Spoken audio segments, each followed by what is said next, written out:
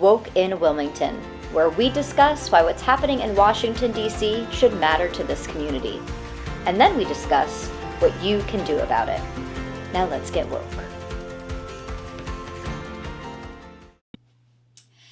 Welcome to Woke in Wilmington. I'm Ashley. I'm Chance. And I'm Caesar. All right, guys, we're going to start off with a topic that's nice and easy and talk about immigration.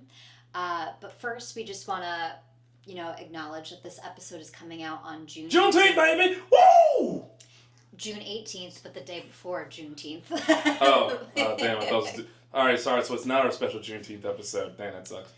We have to plan that a little bit better next time in future years, because we're going to do this for years and years and years. Oh, better luck next year. It's purgatory. Yeah, no, you're stuck. You're stuck here, buddy. Oh my god. But so apparently there's going to be a lot of events happening in Wilmington for Juneteenth. We'll probably drop some in the credits as it rolls on this episode. But yeah, keep your eyes open for events on Facebook. In all seriousness, Juneteenth is super important, especially this year after everything that's been going on. Like, there's never been a more important time to commemorate the journey of Black Americans throughout American history. So yeah, keep your eyes open for that. But in other news, so I guess today we're talking about immigration. Yeah, so we're going to start off every episode by just going through the highlights of what has happened nationally, and then as always we will break it down into what that means for the community here in North Carolina. But I'm going to take us a little bit back, because the past week it's been all about LA. Yeah. So we're just going to give everybody a refresher of where we've been since January 20th, and let you guys respond to it. So individuals were sent to El Salvador without due process, and since I wrote these notes, certain individuals have been brought back. Kilmar Garcia, I believe, is one of them. Anybody have any thoughts to add to that? Yeah, I mean, definitely.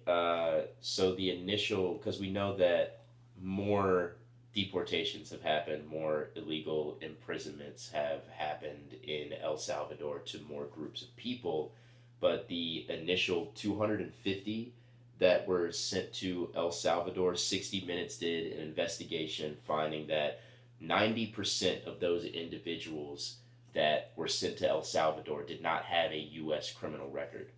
75% of those individuals had absolutely no criminal record at all. And the majority of people that did have criminal records were non-violent offenders. Then they found out that 50 of the original 250 that were sent there were legal U.S. residents. Wait, but that's not what Daddy Trump told us. Like he said they were all Nicaraguan gang members. Oh yeah, that's what they say to manufacture consent for. You saying the president lied? Oh yeah, he did again and again and again. Which, if you're paying attention, should come as no surprise to anyone.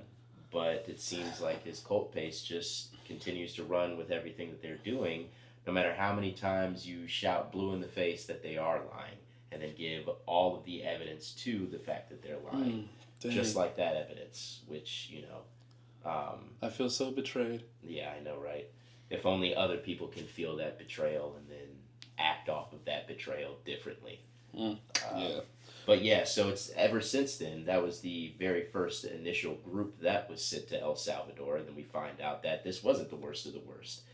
These were, a mix of innocent people and actual legal residents in the United States. And since thereafter, they've, unceremoniously revoked the legal status of, I think, 350,000 people. I'm not sure on if that's just one group of people or that were multiple groups of people, but these are not isolated incidents. These are not things that are, just happened that one time. That one time that it happened at first was the practice. It was the test case to see if they could continue to do that. And ever since then, they have continued to do that. So they're not going after, the worst of the worst. Right. They have had this entire campaign of fear-mongering and demonization for immigrants so that they could manufacture consent for going after them across the board, regardless of legal status, which is sad to see, and sad to see so many people falling for that manufacture of consent and giving their consent and applauding, innocent people being ripped from their families, ripped from their homes, and sent to foreign concentration camps. Before I bring up the next item that I had in our review, just want to acknowledge and make sure we're giving all different perspectives, though for me it's difficult to give too much of the other side of it. A large percentage of Americans have said that if people are here illegally, they have no problem sending them back to where country they originated from. There is a backlog of 3.6 million cases waiting for those that came here legally, waiting to get their citizenship. A big solution that unfortunately could have been made, and the bill, I believe part of the bill that the Biden administration was going to put forward had something to do with more border security, more agents out in the front lines doing the work to help kind of facilitate and give more support. I don't know if the bill which, by the way, let's all remind everybody, Trump called Mike Johnson, Speaker of the House, and said, please kill that because then I will have nothing to run on. And I am fine that if you came here illegally, especially there are people that I'm aware of that have been waiting for 15 years to get their case heard that did come here through the legal avenues. I have personal experience being an immigrant in Italy myself, and understanding the process, and my heart goes out to everybody. And I personally, where I go back and forth on internally, and this is going to bring me into the next point of what makes our country so special in dealing with all of these things is the fact that we have due process and that you are innocent until proven guilty. And unfortunately, that's not the Republican side, or at least Republicans I've spoken to in preparation for this have said that, well, if you came here illegally, then you don't have those legal rights that are afforded to those that came here and are here legally. I personally go back and forth on that. One of the things where I'm just frustrated by is students that are going to protests that are here on a legal student visa are just being disappeared without due process because they attend a protest. So and I feel like when you're a United States citizen, or when you're here, what makes our country so great is that we hold ourselves up to such a high standard, and I feel like what has to be good for the goose has to be good for the gander. But then also when you are doing something through the legal process and you're being delayed decades before your case is heard, I can understand the frustration when someone's trying to cut the line and, so to speak, from a perspective, and just, nope, you don't get due process, you just get sent back. Where do you guys stand with all of that? So here's my thing. We uphold this document that we call the Constitution, and everybody and their mom uses it as defense for anything that anybody does, either legal or illegal. And it seems that no one really actually ever reads it. I had to. So the Fifth Amendment, which is what we're arguing here, and by process of the 14th, it says no persons. Mm-hmm. Specifically, no persons. And people... Which the founding fathers knew what they were doing. They differentiate between citizens and persons very well, because logically, due process does not make sense unless it's awarded to everyone. Yeah, and also you have to think of the time in which it was written.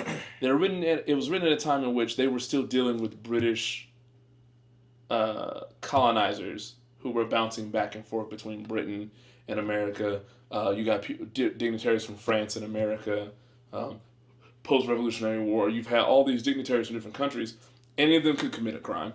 Any of them could do something that would require them to be detained for whatever reason. And so I feel that the Founding Fathers wrote this they still have the Native Americans they were still dealing with. The Founding Fathers wrote this into effect to protect everybody within the confines of the United States. In the event something happened. And it's like, for some reason, and also the Constitution is very clear on when it does make a distinction for citizens specifically in certain cases. When we we start to declare that that phrase doesn't actually what's the word I'm looking for, apply to to immigrants, illegal or otherwise, that's when I start trying to figure out people's reading comprehension, because even then we also then created birthright citizenship that was ultimately like bolstering that, and then they started attacking which that. the administration repeatedly attacks, and also have deported U.S. citizen children, even after being blocked from their attacks on birthright citizenship, which is not a deportation; it's illegal trafficking. And they want to use the excuse of, well, the parents wanted them to go with them. It's like, which also we know cases know where the parents it's not. didn't want them to go with them, and that they had another parent that they wanted them to go with, but they thought it was easier to send with them, even though those children were legal U.S. citizens. And it's very easy to go out and say, well, the parents wanted them to go,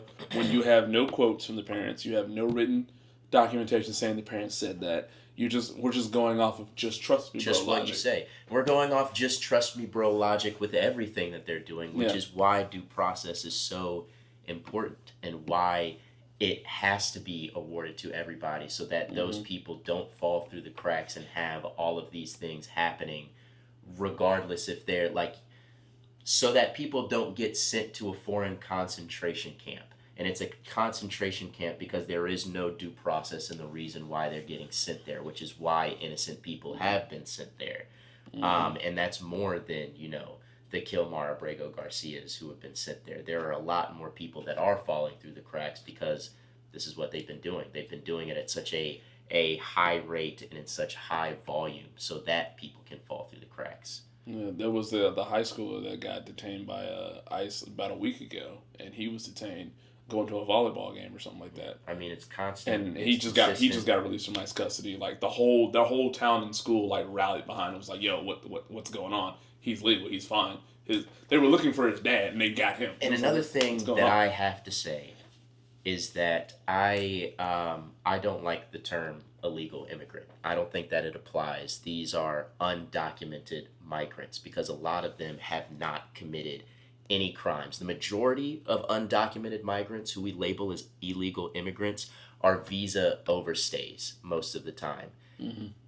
I don't believe Isn't that illegal though? Just but it's a civil offense. It is not a criminal offense. So to label the person as illegal does not make sense to me. You know what I'm saying? Mm-hmm.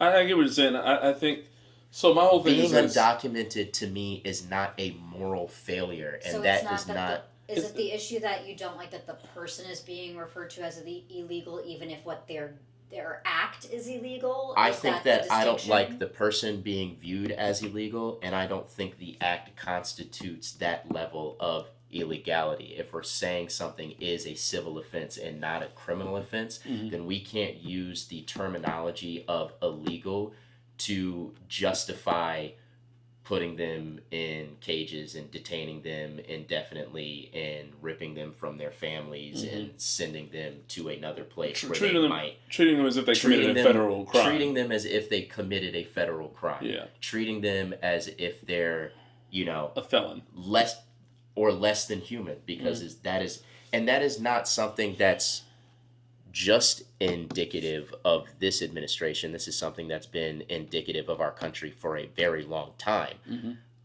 We've always had a immigration policy that has been largely inhumane, and we have been criticized by all kinds of human rights organizations, both domestically and internationally, because of our immigration policy.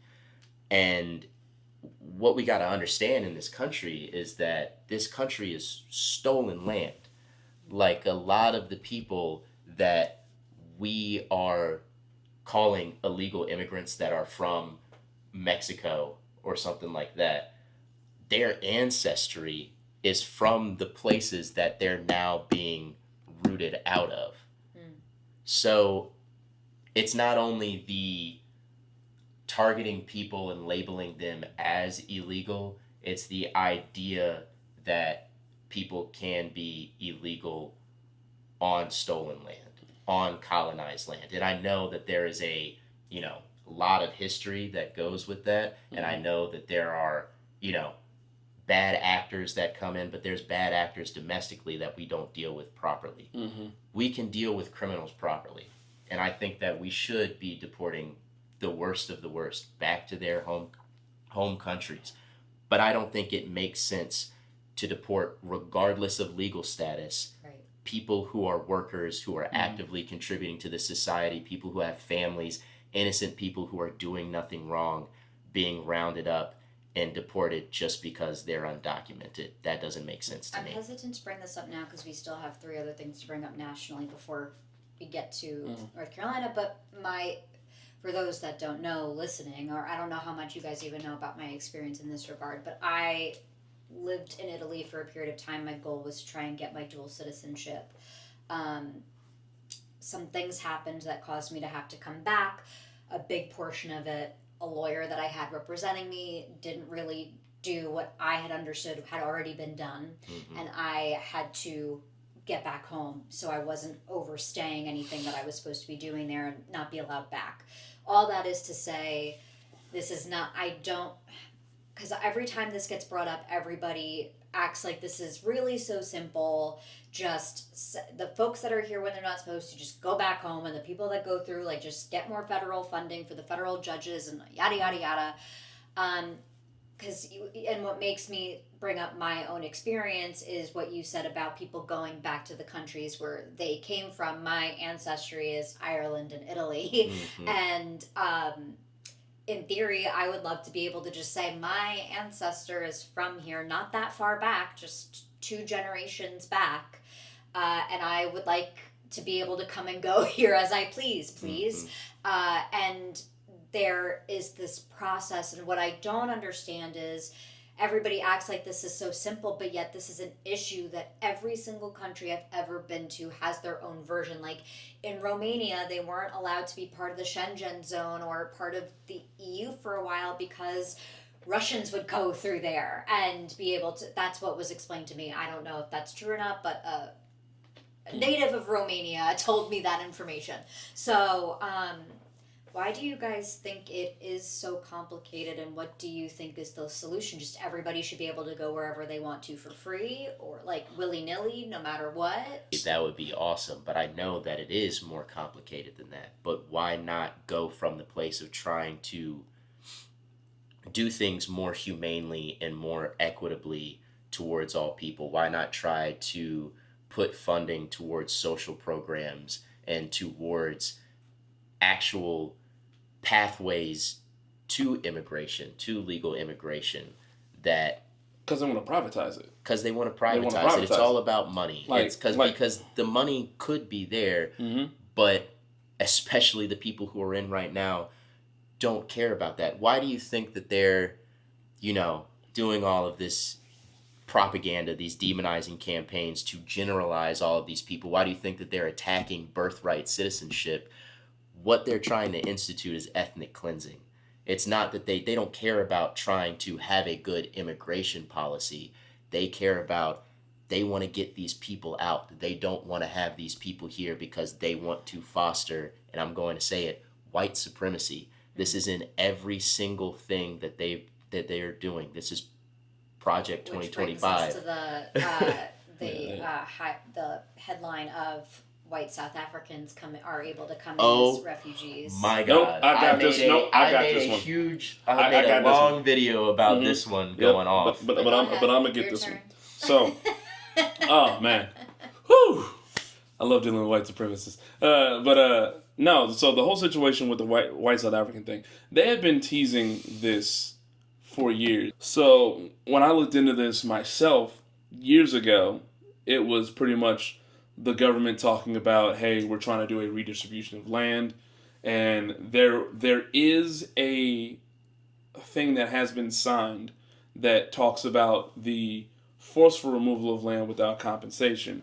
But if you look deeper down, further into it, it seems like that's more of a punishment for if you committed like a serious crime, not like a, hey, we're going to do this to the white people.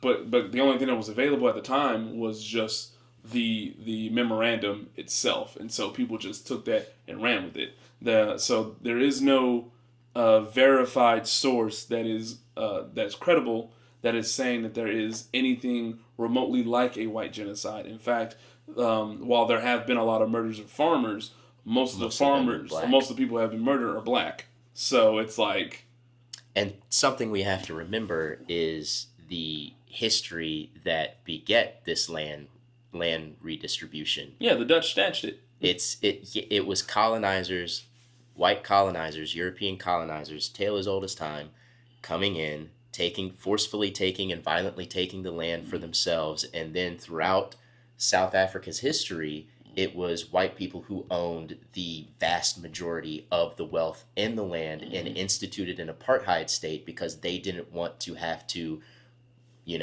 live and commune with black people. In good old it was 770. segregation. So this land redistribution that they did in South Africa, I mean, it was voted on, it was through court cases, and the white South Africans who had their land redistributed were compensated for it.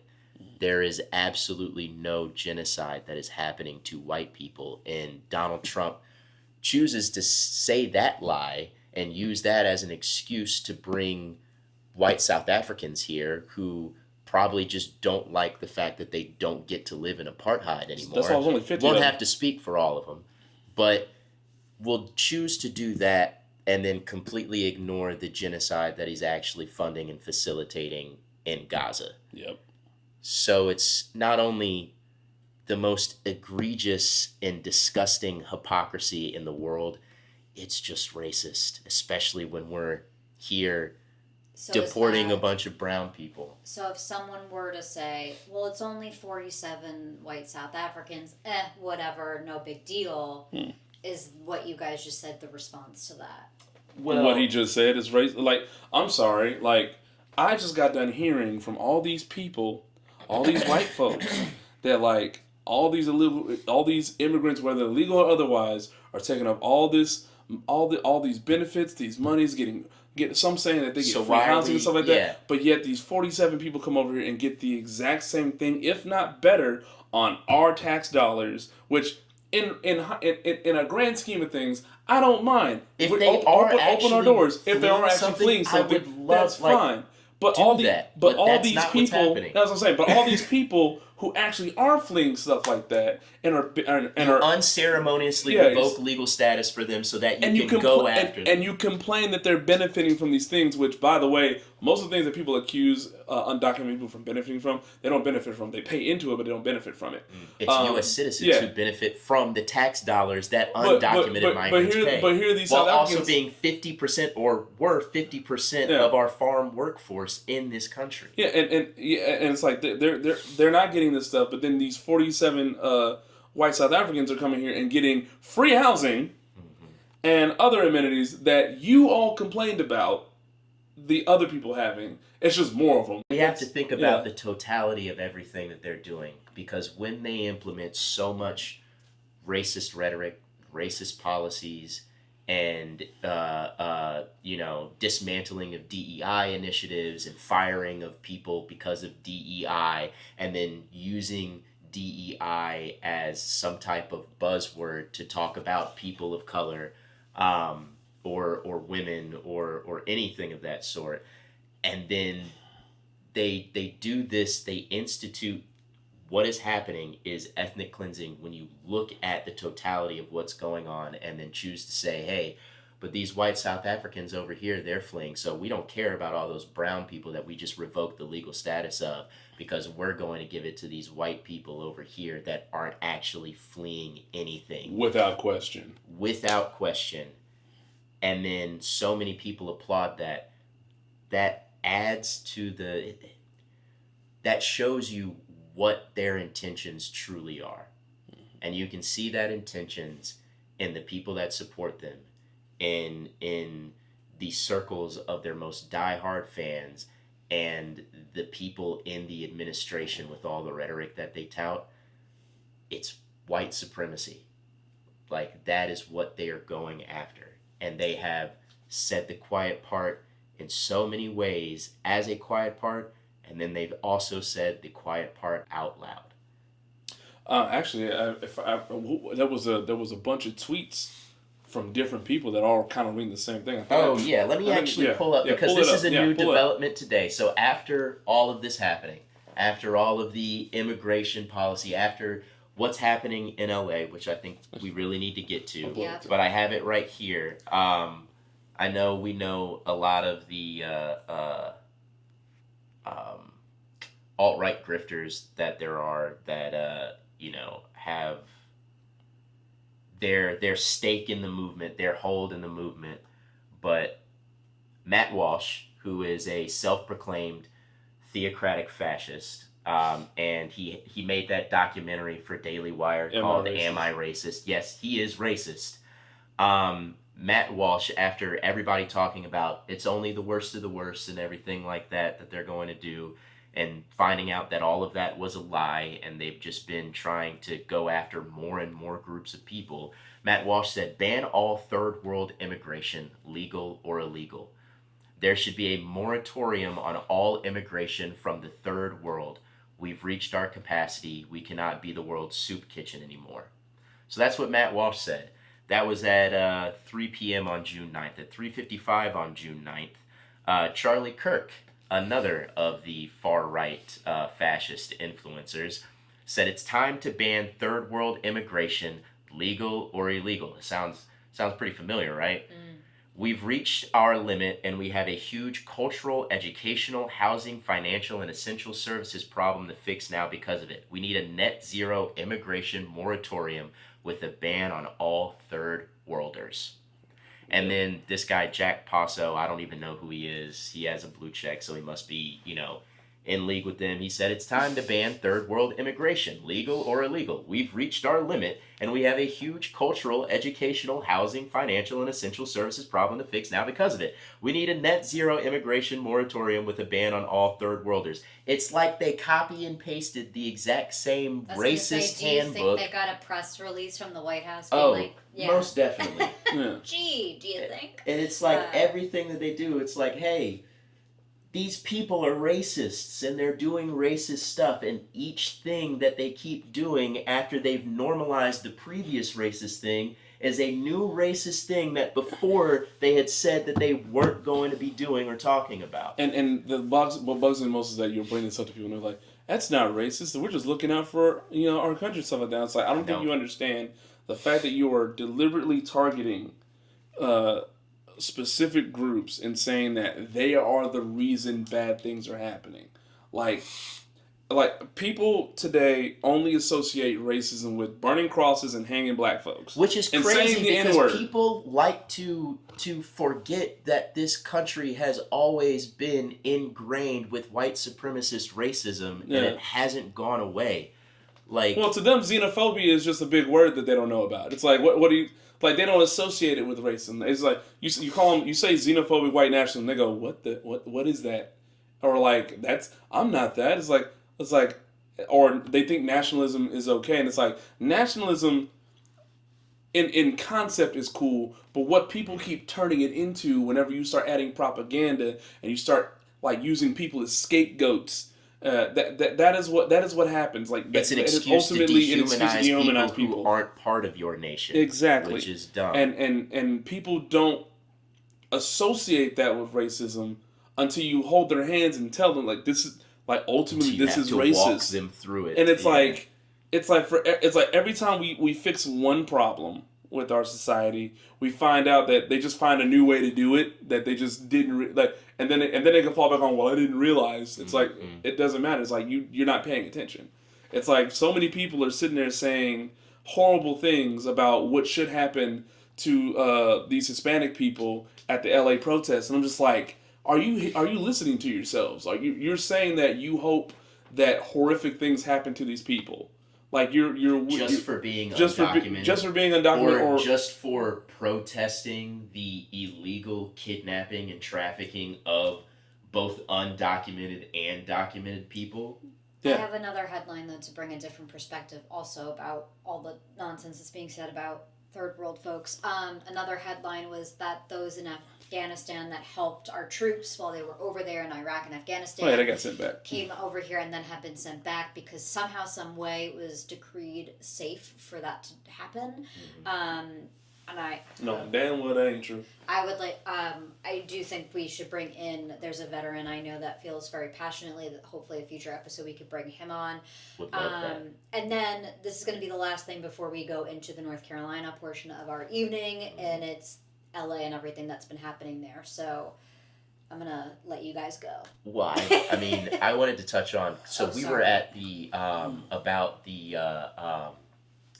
Afghan rescue campaign. Is that what it was called? Yeah. I forget, but we were just at the Unite for Veterans D-Day protest in DC this past weekend. We were there. What was it? June 6th, the anniversary of D-Day.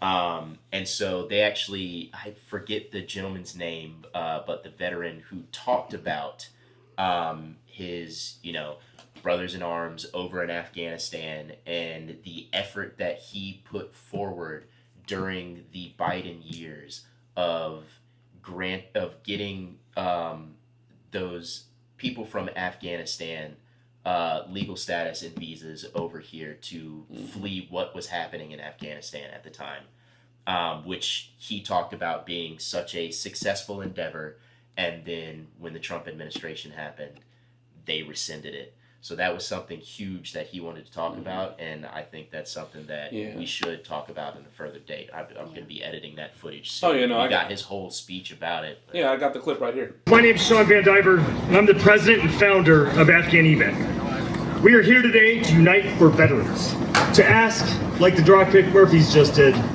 who's going to stand with us? Let me tell you another story. In August of 2021, I got a text message from my buddy Lucky. He and I had met a few years earlier in the immediate aftermath of the first travel ban. Lucky was an SIV recipient, an Afghan who had worked and fought alongside American troops, and in doing so earned a special immigrant visa that enabled he and his family to come to the U.S. and build new lives in the country they had fought so hard to protect.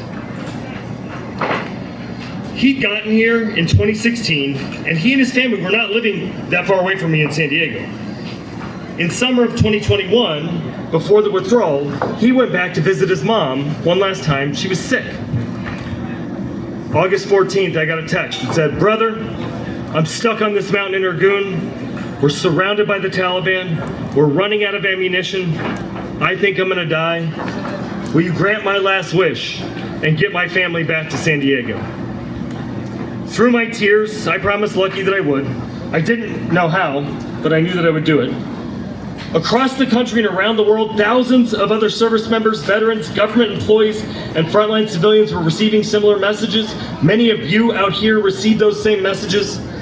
As the chaotic U.S. withdrawal from Afghanistan unfolded over the next 2 weeks, so many others like me and like you stepped in to help guide, advise, and support our allies in Afghanistan as they scrambled to escape a country that was actively falling to the Taliban. But yeah, no, it's so crazy that he had that family that was with him, and that gentleman went back home to visit his mother or his grandmother, and then that's when the order got hit, and they were stuck, and it's like they were stuck and they were in danger. They were stuck in danger. Yeah. And then ultimately, when you find out how much of that led, all those decisions about all that stuff happening, ultimately led back to when Biden came in office and we pulled out of Afghanistan, despite the fact that was a poorly planned, evacuation and stuff like that. There were so many things that the Trump administration had done that allowed that to be as dangerous as it was, despite the flaws that were made in the Biden administration for it.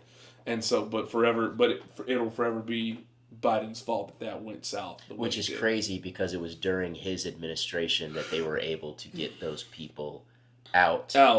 And then it was the Trump administration that came in and,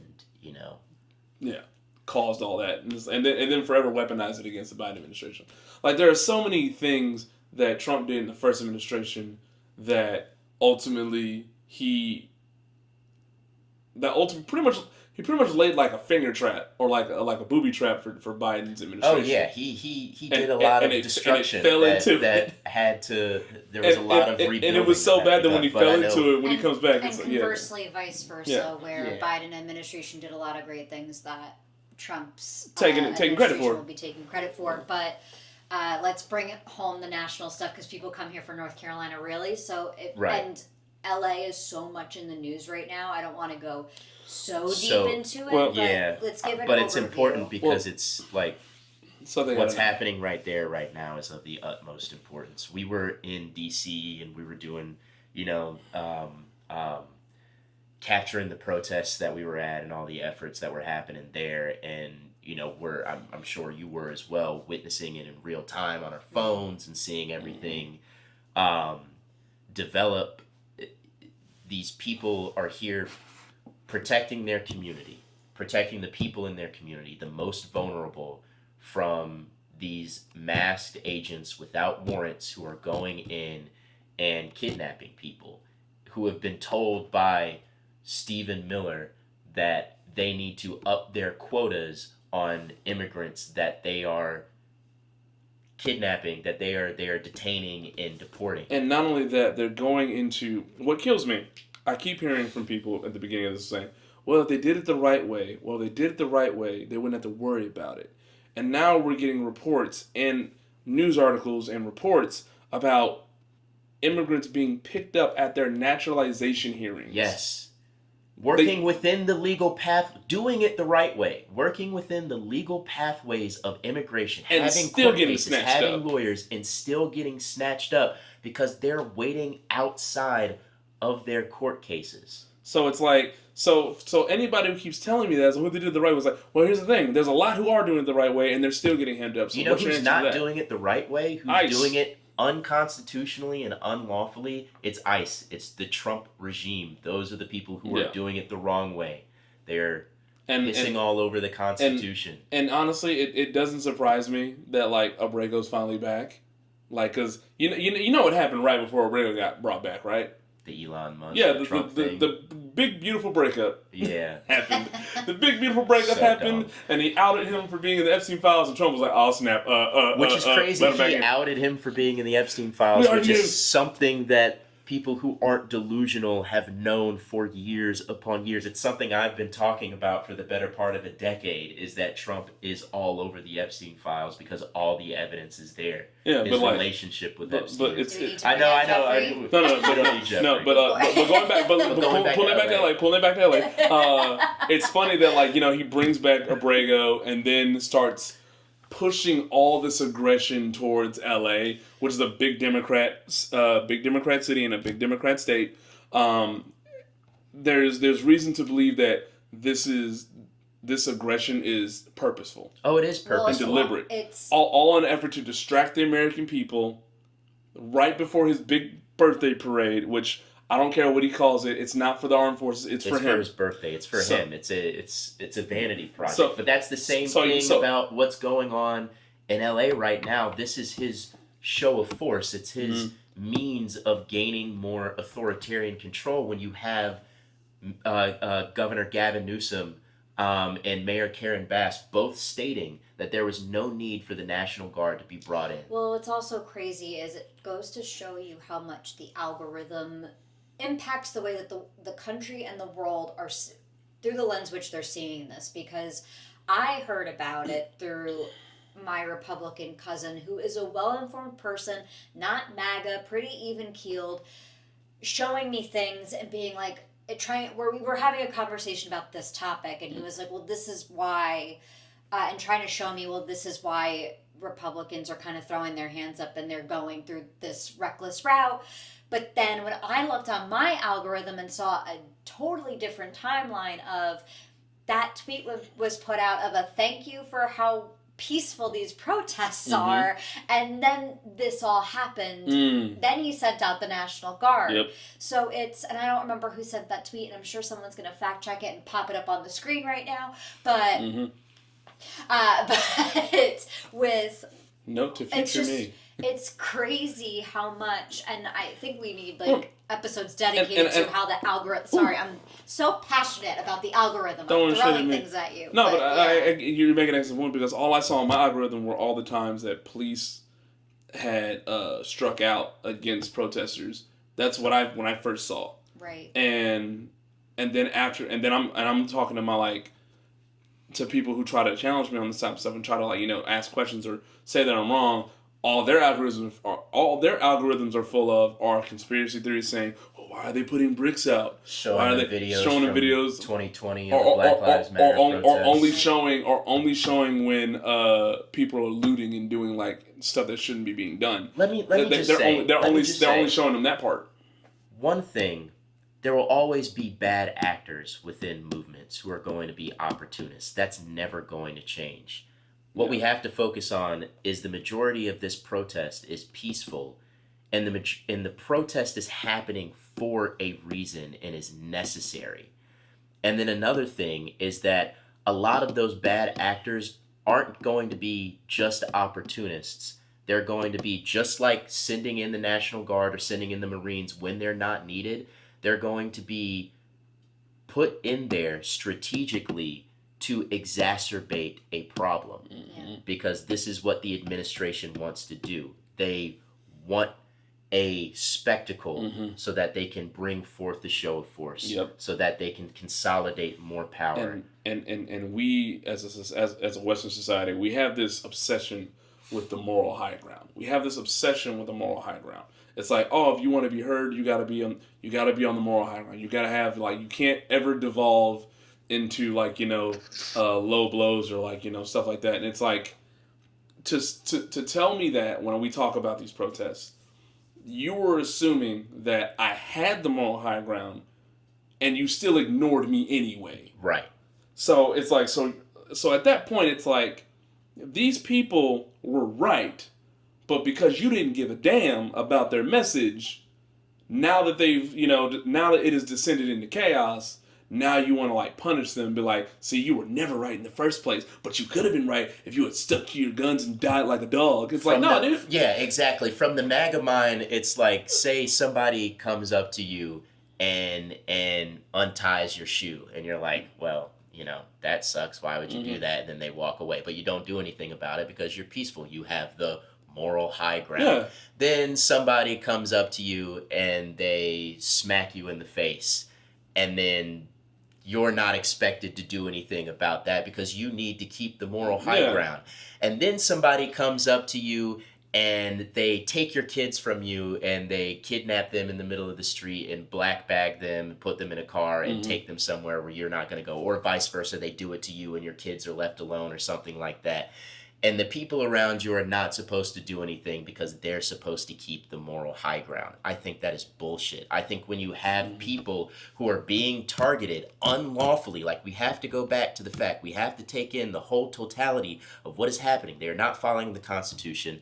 They are not going after just undocumented immigrants who are criminals. They are doing it to a broad range of people, and they're doing it for a purpose. So when that is happening, when you have people in your community who are being targeted and terrorized, and you have people being kidnapped and families being ripped apart, why would you think that it's then okay for everyone around you to just lay down and take it? We can keep going on and on and on about this one particular topic, especially because it's in the news as we're recording this. But to put a button on it and just to be absolutely clear as we put this out into the world, we do not condone violence. We're recording this before June 14th. There are a lot of protests happening. There are already a lot of threats happening against local protests here in North Carolina. And we just want to say we are starting from a place of, No, start from a place of nonviolence. I know, I get it. And we do not condone any violence of either side as we enter into more and more protests. But we have to keep going. So sorry for being long-winded. It's all good. It's all good. It's all important to get off our chest, and I'm sure people need to feel less alone in what we're saying. I'm sure they're feeling it too. But okay, so North Carolina and immigration, what does that all mean? So I have some important facts and figures to share with y'all, if you would indulge. Love facts and figures. So from the North Carolina Department of Commerce, They claim that immigrants are 8% of the state's population, though American Immigration Council says it's 9.3% in the state. And that it's every 1 in 4 people in agriculture are immigrants. And let me see, 20.1% work in administrative support and waste management, so garbage men usually, 29% construction workers, 18.3% accommodation and food service, 17.2% manufacturing, 17.2%, and then another important figure I felt to add in is 5.3% of children have at least one immigrant parent in North Carolina. Now, one more point I'm going to add, and then I'm going to let you guys go for this to respond to all I'm saying, but usually you hear when it's, and we were talking about this a little bit before, of why don't we have an open door policy on all countries all over the world, and usually the mentality is that if it was open season everywhere, everybody in theory, if they all came to America, everybody in the world came to America, the economy then collapses, everything collapses, things collapse. So in North Carolina, we actually have the opposite problem. So immigrants in North Carolina, Rouser, which we can talk about in a little bit more detail, was part of writing a bill that were meeting increased employer demand for labor. So there was because there was a decrease in immigration coming into North Carolina, this left 372,000 job openings unfilled. Mm-hmm. And usually to do with, in North Carolina, agriculture. So but Rouser I thought had in a North different Carolina they were taking our jobs. Yeah, and Rouser had a very interesting response to all that and how he dealt with that legislatively, but want you guys to kind of respond to all that first before I kept going. So how many jobs were left open because of that? 372,000 jobs were left open. So 372,000 jobs across agriculture, correct? Across agriculture? Not just agriculture. Not just agriculture, but that was the main thing that people were focusing on and needing jobs to be filled for, yes. Okay. Would you describe these jobs as being things that the average American would not want to do from your research? To me, no. But I'm sure there's people out there that are saying I'm being offensive by saying so, but I'll say it out loud. I don't care. Because, like, let's be honest. Like, nobody wants to go out to the fields and do any kind of field work. Right. I mean, like, we have a lot of construction. Like, there's a lot of guys who are, like, love working with their hands and love doing construction. I don't really see, like, a shortage of construction, but I do tend to see a lot of, like, road construction and highway, management stuff. Those tend to be a lot of, like, Hispanic. Predominant. I think construction too. I mean, but look at the there has North Tryon in Charlotte. All those construction workers that were picked up not too long ago. Yeah, there was that. Literally just out working, and then ICE comes in, and. But yeah, that's what I'm saying. It's like there's this, like, there are jobs that the average American will not touch with a 10-foot pole. Refuses to do. That mostly these migrants will do. Mm-hmm. Not only will they do it, but migrants historically have filled that job. And then, and the thing is that U.S. citizens who are the employers will hire these people that they know are undocumented. And then these people who are undocumented, they do get special social security numbers and it's not a regular U.S. citizen social security number or anything like that. They don't get access to any of those benefits or anything like that. They cannot vote. If you heard that, it is a fallacy. It is not happening. But they do have these work permit numbers that they use to be able to work in the United States while being undocumented. Mm-hmm. And honestly, if you want to, I'm spitballing this area. I have no facts to prove this behind, but I think a lot of those empty positions are actually already filled, but they are filled with undocumented. And because a company may not want to out themselves for, like, exploiting migrants and stuff like that. I mean, they're like, that position's good as filled. I don't know where those statistics come from, so I can't really know. But that's what I'm saying. It's an opinion of mine. I have nothing to back it up with. Right. But and I have nothing to corroborate that for you. But there does seem to be, like, this weird feeling I get when it comes to trying to come up with these statistics and these reports about how there are all these jobs but nobody wants to work. But then there are all these migrants that are taking all these jobs. We have all these job openings. It's a catch-22. It's like this weird... And it seems like it's conjured for a reason. Yeah. Well, what you're all saying, one would think, let's have a solution to this, right? Mm-hmm. So, Rouser, our guy Rouser, he's... Daddy. He is quoted as saying, due to ongoing workforce shortages, so he acknowledges that, supporting guest worker programs, which is his fancy way of saying to bring in immigrants legally, programs like H-2A and H-2B programs are important to protecting the ability of the American farm families to continue production.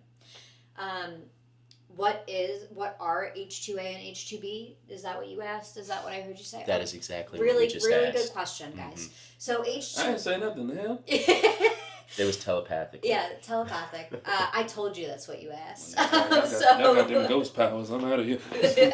So H-2A is a program that allows to bring in immigrants for specific agriculture labor on a temporary basis. So they are able to get temporary jobs on a seasonal basis, and then they have to go back home. There are some pros and cons that are known to this, but before I get to that, because it's the same with H-2B of the pros and cons. So H-2B allows visas on a temporary basis for other seasonal jobs, such as hospitality, landscaping, construction. So one is agriculture, one is essentially a catch-all for anything else, but all of it a temporary basis.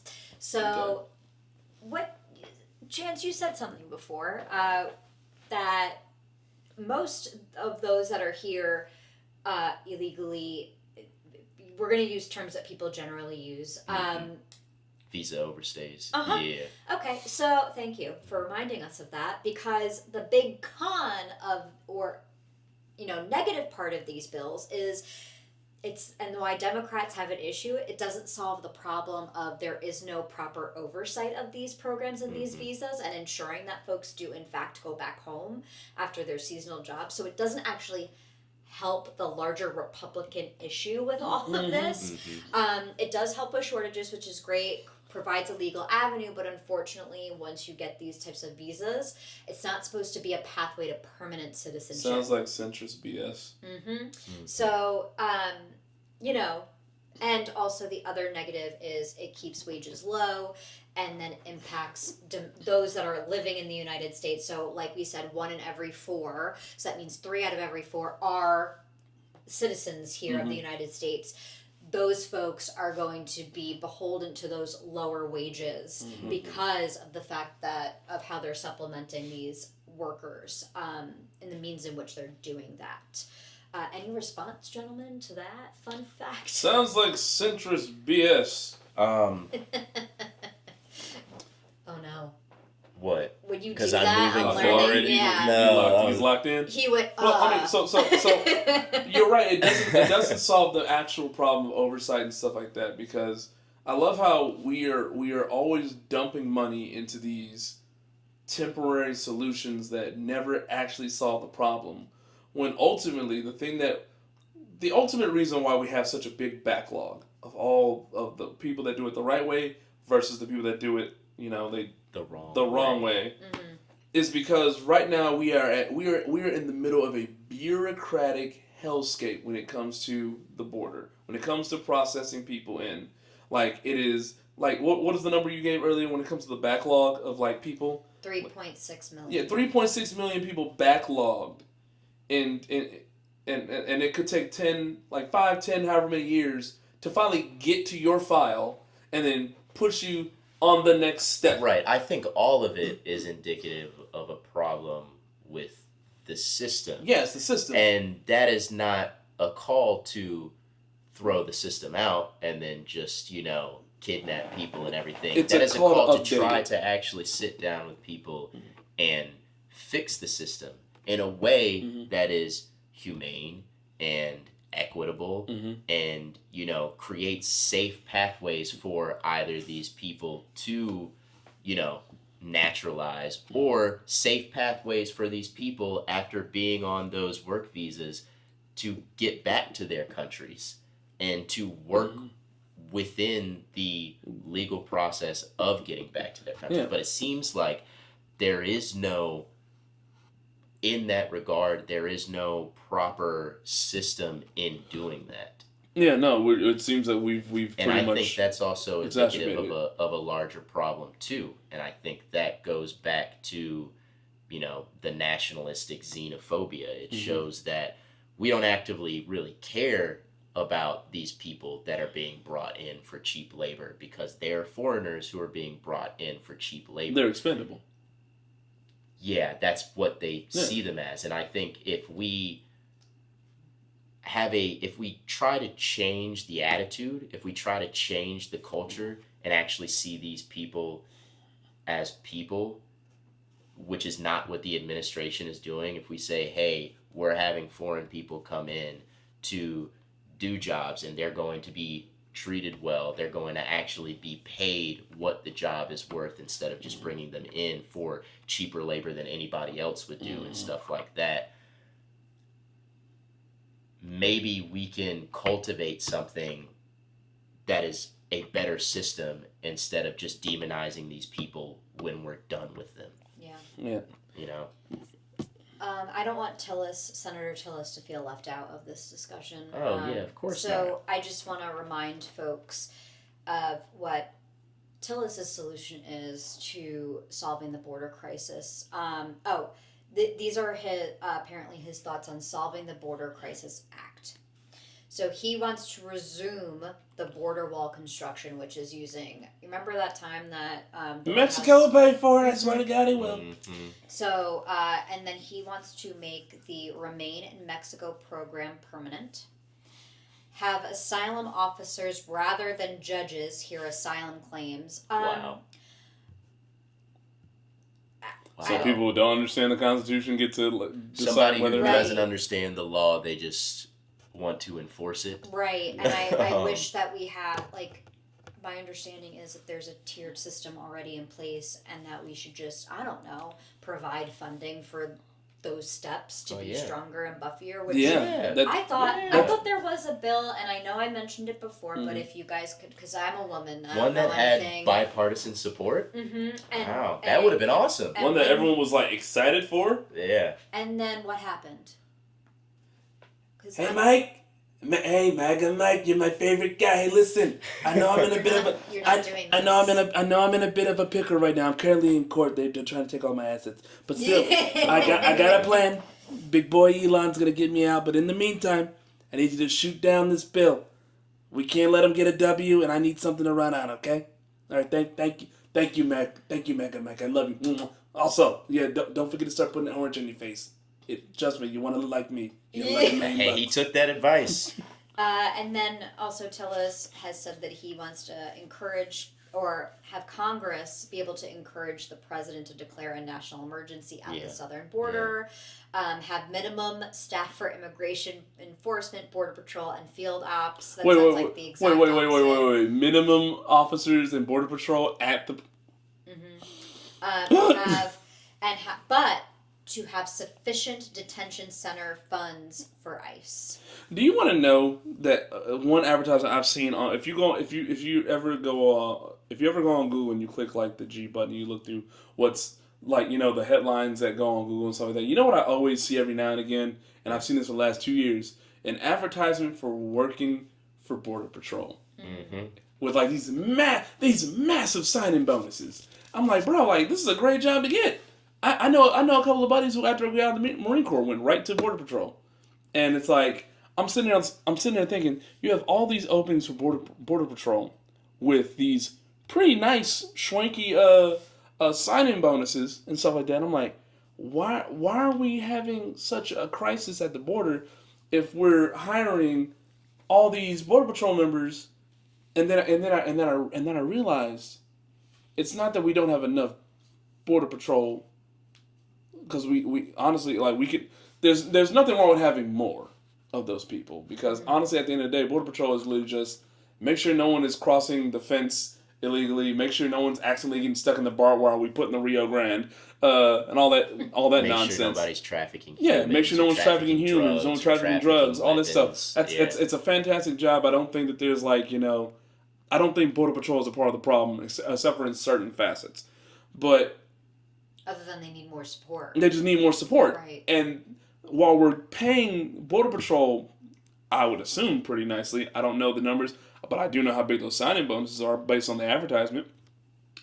We are not paying the support. We're not paying for facilities across the border to house these people, because a lot of these people are like, all right, we meet at one spot and then I gotta go however so many miles and that's my jurisdiction. We're paying for private prisons. We're paying for private prison to put people in, but not to private actually do the job. Dependent on basically slave labor. And I don't know if you've ever seen like a FEMA tent or the FEMA center at the border and stuff like that, where they keep the migrants. Back when they were doing the C2PB app or whatever it was, that app, we saw footage of that, and it's pretty much just a giant metal barn with a bunch of tents inside. That footage was a migrant area on the opposite side of the border in Mexico. So the CBP1 app was an app where immigrants could check on their legal status, their court dates, talk to their lawyers and everything. It was an avenue towards immigration, avenue towards work permits, legal, all of the pathways of immigration. And at the beginning of this administration, the Trump administration canceled it. So all of those people who were waiting on the opposite side of the border, who were working also within those legal pathways, who were doing it the right way, who were promised court dates, who were promised these pathways, automatically on day one from the Remain in Mexico initiative, were stuck in that place, and they're living in these tent cities, after being promised a legal pathway in and waiting for so long. So it's not about, just like, all of those things, all of those fixes that Senator Tom Tillis is saying, that's not a fix to the problem. It's exacerbating the problem to make way for something else. It's authoritarian. When you're replacing judges with officers, that's authoritarian. That's not fixing the problem. That's creating a new problem because you want control over that. So yeah, that's Tom Tillis. That's a bunch of BS. You're a piece of shit. You're missing the mark. Another thing that Tillis and Rouser supported is the Lake and Riley Act. So to kind of go a couple of steps back, pause. So, which there might be a debate between the three of us, because there is a part of it that Where's my Emmett Till Act? But Rouser's quote on a lot of it had to do with. All right, so to back it up. The Lake and Riley Act is based off of there was an immigrant who did a violent criminal act in New York, and with New York being a sanctuary city, the policies are, or for whatever reason, decisions were made to not get that person out of the country, which then that person goes to Georgia and murders Lake and Riley at UGA. So to start off the discussion with, of course, facts and figures, Rouser's quote on sanctuary cities are, "I oppose executive amnesty in sanctuary cities. A secure border is incumbent on a chief executive who cares to enforce the law." Trying to blame Biden at the time he said this. "The executive branch has a constitutional obligation to execute and enforce the law." So what does the Lake and Riley Act include? It requires ICE to detain immigrants who commit crimes that result in bodily injury until they're out of the country. So that means if you commit a crime, ICE is allowed to come and get that immigrant. Specifically murder or things results like that. in bodily injury. So that could mean assault, battery, right.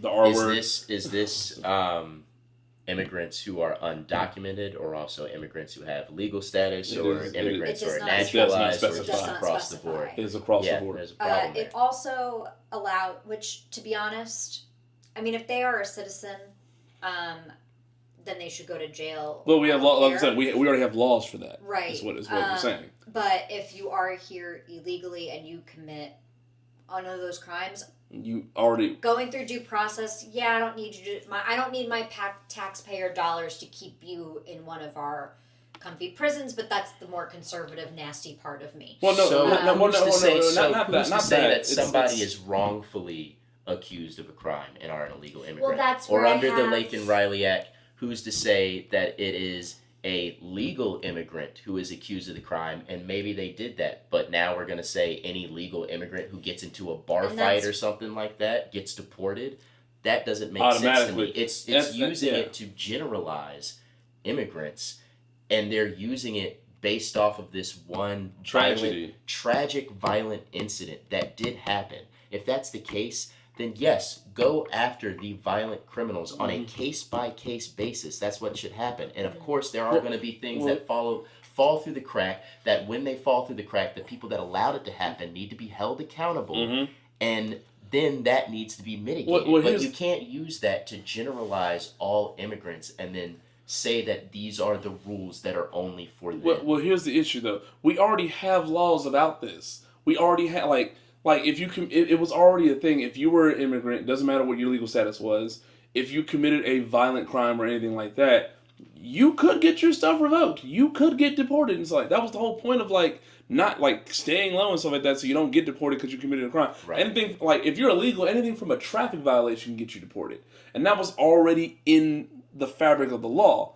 Now, what the Lincoln Riley Act does is pretty much it's weaponized tears. Right. It weaponizes the tragedy. Yeah. I remember seeing Lincoln Riley's mother on the news. They had her speaking in front of people, tugging at everyone's heartstrings about this is why we have to get this done. The whole point of the Lincoln Riley Act is to pretty much give ICE full authority to go into sanctuary cities without being resisted. Everything that they do, and they do this so well, is they utilize an incident to generalize a group of people, to manufacture consent for the demonization against them. And they do this with a horrible tragedy like that so that they can get their previous thing that they wanted to do, which is dismantle the sanctuary cities, the very notion that there are sanctuary cities, which is what they've talked about. It's what they put in Project 2025, and this was their way of instituting that.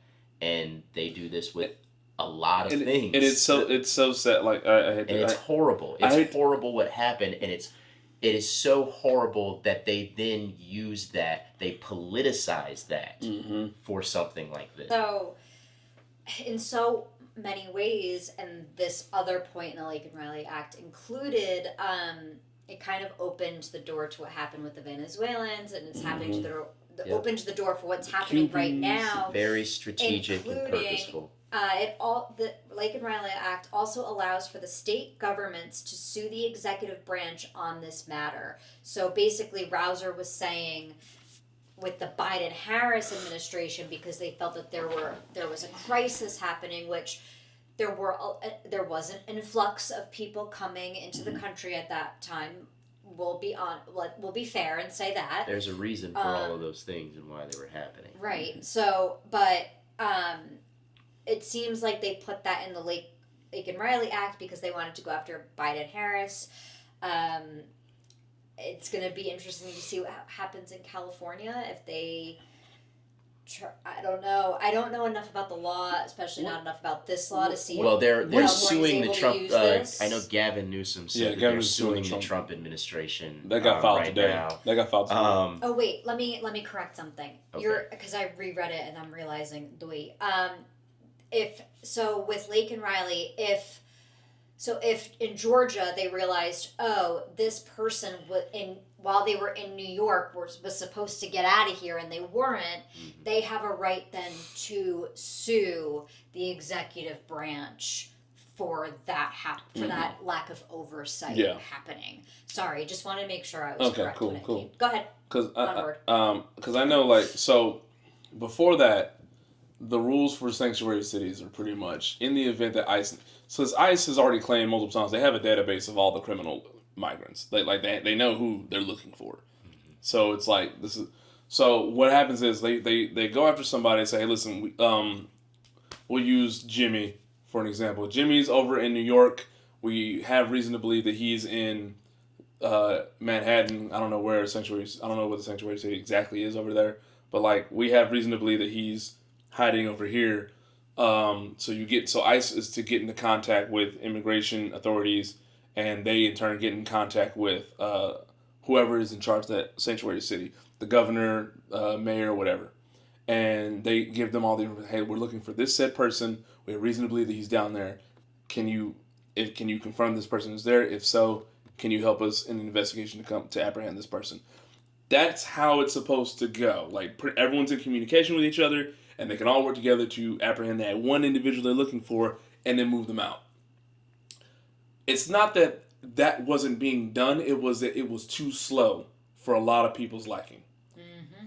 And I say a lot of people, and I mean like specific people. It was too slow for specific people's liking, and to them they're like, well, we got to get these people the hell out of here. And I don't like how this is being done, so they went straight for this. Rather have open season. They'd rather have open season all of them. Season, so we can just get all those brown people out that we don't. Because it's like everything that everything that they are going after and going against and stuff like that. They always have.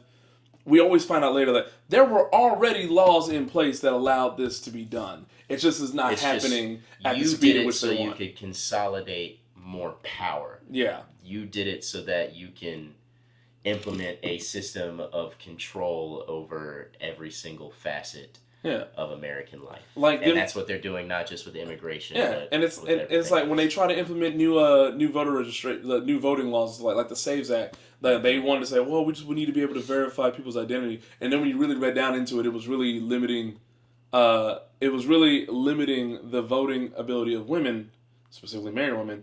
But they claimed that it was in an effort to stop illegal immigrants from voting. But it's like, but there's already laws against immigrants voting. We have several laws on that, and it's like, what are you really making these laws for? But then they turned it into, because of the whole thing about the last name or something like that, mm-hmm. or your name on your birth certificate. Mm-hmm. They turned it into a thing about, okay, so if you're a trans person, you have to be registered under your birth name, whatever your birth name, whatever your birth name, your biological name, your dead name is. You have to be registered under that name, so that they were basically attacking the voting rights of trans people, and they also packaged it as that after the fact when people were starting to see, hey, this could disenfranchise a lot of women who are married who don't have the same name on their birth certificate. Smartest decision I ever made was not to be married. Yeah, but it's like, it's so funny that like all these things that Republican lawmakers, and I'm making a distinction, Republican lawmakers are always trying to like make these new acts that like they claim attacks one thing, you find out it's not attacking that thing at all. It's actually doing all these other stuff. Because we already have rules against these things. Mm-hmm. And it's like... So the things that we already have rules against, they're telling you that they don't have rules against already, and that all these horrible things are happening when we already have rules against it. But they're doing that so you'll let them pass this, so that they say, hey, we're going to fix this problem that we created that doesn't exist, so that they can do the things that they really want to do. And if you read Project 2025, it's all in there. It's real. We've been talking about it for a long time. You can get the PDF straight off the Heritage Foundation website, and it's all there, all 900-something pages. Like, I mentioned Project 2025 to somebody the other day, and they were like, we found out it's not real. Or like, they proved it wasn't real. On the Heritage Foundation. It's on the Heritage Foundation website. The authors are in the administration. Like, you can get it from an official government website. It's so frustrating when people say that, and it's like, you live in a separate reality. You live completely in delusion. No, they live in a delusion in which they don't feel like the bad guys for letting this happen. I don't want to feel like the bad guy for letting this happen. Well, okay? You are, but you don't have to stay that way. you can change. You can stop supporting what's going on and be informed about what's happening and not align yourself on the wrong side of history. You feel so passionately about this, you broke the fourth wall over it. I'm talking to you. I promise we won't beat you to death. We'll just beat you a little bit. No, we don't condone violence. I do. I'm sorry. I don't. Sorry, I get mad. All right, bringing it back to local. This is going to be the last point and bringing it into the solutions of what people can do. So, Avello, that Wilmington in particular. So, I'm going to be honest. Before this all happened, because Avello, when they said that they were going to have a hub in Wilmington, I was like, yay, they have a flight directly from Wilmington to Islip, which is near where my family is, and that's going to make things so much easier. And I booked a flight that I'm taking in a few weeks, and then Shame. all this came I know out. your name. So Get my belt. it's a Whoa. No. Okay, whoa. rude. We gotta cut that out too. Jeez. This is what I'm talking about. He says out of pocket shit all the time. Well, at least And it if gives we everyone laughing, pause. people know. Good lord. So, there are now Avello protests that are happening, and people Right. can check out the Indivisible Wilmington Substack. We give a lot of details on that. The main reason why we're protesting Avello, because I didn't get to that part yet, I just wrecked myself. I got myself canceled before we even got started. In this podcast. No, you Dang. But Because you can Avello. always change. I just won't book another flight with It's them. just a plane It's flight, really- guys. It's just a plane flight. But they are contracted with the Trump administration that are part of the deportations to El Salvador. Not just a plane And flight. it's happening. I mean, it's an easy contract to get. Well, I'm saying like taking a flight with them. It's not just a flight. yeah. I mean, I so get you. it's Like, you know. we're having protests with them on a pretty constant basis. So make sure you attend those. Has Avello made any statements about the protests being done against him yet? You know what? I didn't look, but we should do that and maybe put it on the screen right now if they made a statement. I know that they said that because I know that Avello has the contract with the Trump administration for deportation flights. But I know that they stated that deportation flights weren't happening out of Wilmington. They're happening out of Arizona. Now, it's the same company. It's the same company doing the same thing that has the same contract. So that's why the protests are happening. And who's with Wilmington to say becoming that? a hub, Yeah, right, who's to say that won't in turn, get them to start doing it as we see these deportations ramp up as they're Stephen Miller's upping the quotas and everything. Well, let's keep it focused. We're gonna take this train toward a more positive thing of what we could track, Oh, what we yay. could all do about it. Due to the furloughs that happened, the Immigrant Allies Forum, they have meetings every Thursday at 6 to let you know how you can help. It's associated with CWS Wilmington, so people could check that out. Then there's the Interfaith Refugee Ministry that people can help see volunteer opportunities with. And then they can look at NCDHHS and see refugee services and see how they can help with that. It is official. It is an official government website. So I'm going to say that again. NC as in North Carolina, DHHS. So those are the ways that people can help with the issues that are having now, and by protesting safely, they're all coming up out of the woodwork, out of all different ways to do that. So guys, as we end this episode, we've talked about a lot of horrible things. I know I need it. Let's focus on what was your positive of the week. Do you want me to go first? Yeah, you go first. Yeah, I don't you know go where first. he is right now. But, Yeah. Processing. Oh. My positive of the week, I just moved here last May, and also when you're 30, it's hard to make friends. I feel like it's harder to make friends as an adult than it ever was before, and especially I work remotely, so there's no opportunities of going out, meeting people. I made 2 new friends. That's awesome. One of which is gonna help out with this podcast, hopefully. So I don't know. I have not gotten permission to share either one of their names, so I'm not going to. But that was a cool moment. I was proud of myself for socializing and doing that. So that's my positive of this week. That's a mystery That's mouse awesome. tool we'll use for later. Rude. Okay, positives for you guys.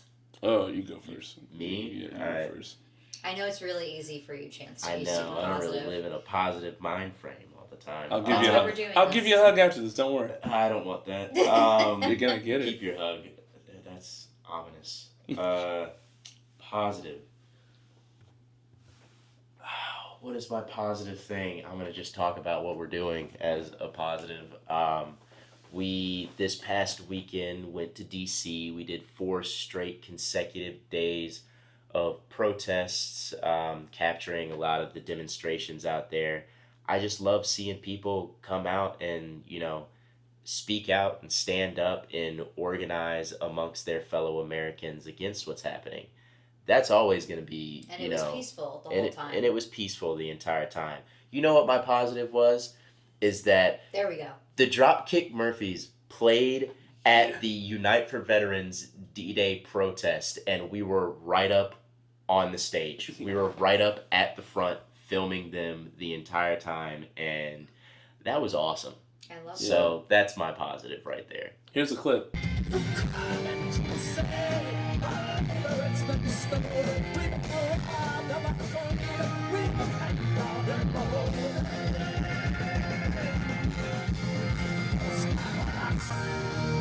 Don't tell us.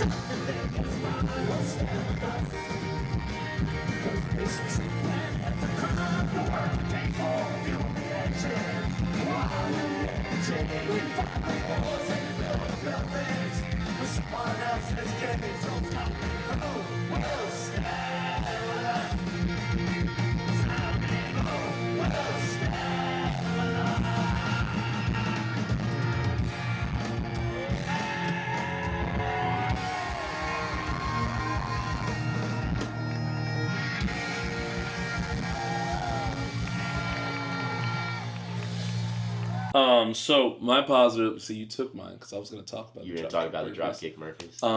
But aside from that, I got to actually no. Too much positivity? Not enough. Uh-huh. I'm having addicted to files right now. You went to the Air and Space Yeah, I got to be a kid again and go to the Air and Space Museum. Museum. There we go. Yeah. Yeah. By the way, fix your chairs in the in the planetarium. in the planetarium. I'm sorry, I need to be able to lean back. Almost broke my neck. Yeah, like this hairdo does not fit on the back of a chair, so I could It needs like to at least you guys can lift your heads up. you My know? stem was like, I was like, oh dang, I'm stuck. It is a stiff, upright chair. You have this whole Also, planetarium like right doing there. that while Neil deGrasse Tyson is like serenading you with the wonders of the universe. Oh, yeah. Like that, you're gonna pass out, but you're gonna wake up with the worst stiff neck ever. Yeah. But And yeah.